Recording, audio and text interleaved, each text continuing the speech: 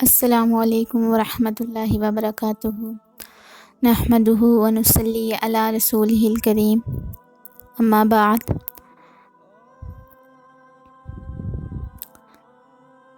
فاعوذ باللہ من الشیطان الرجیم، بسم اللہ الرحمن الرحیم۔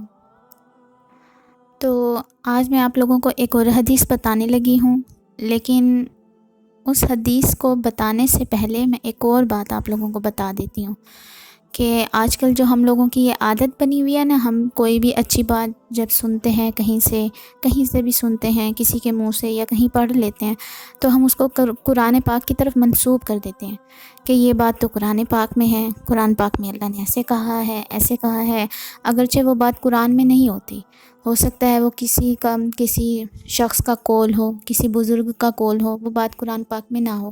تو ہم لوگوں کی یہ بہت عادت بنی ہوئی ہے کہ ہم اس بات کو قرآن کی طرف منسوب کر دیتے ہیں۔ تو اس کے متعلق کیا حدیث ہے وہ اب ہم پڑھتے ہیں۔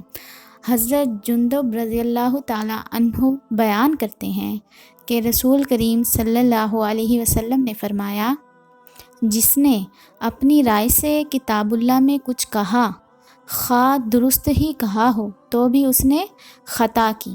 اب دیکھیں، ہمارے نبی کا یہ فرمان ہے کہ اگر کوئی کتاب اللہ کے بارے میں کچھ کہے اور بے شک سے صحیح کہے لیکن وہ خطا پر ہیں، اس کا کیا مطلب ہے؟ اس کا مطلب یہ ہے کہ بغیر سوچے سمجھے یا کچھ بھی قرآن پاک کی طرف منسوب نہیں کر دینا چاہیے، بلکہ اچھے طریقے سے اس کی تحقیق کرنی چاہیے۔ جزاک اللہ خیرہ۔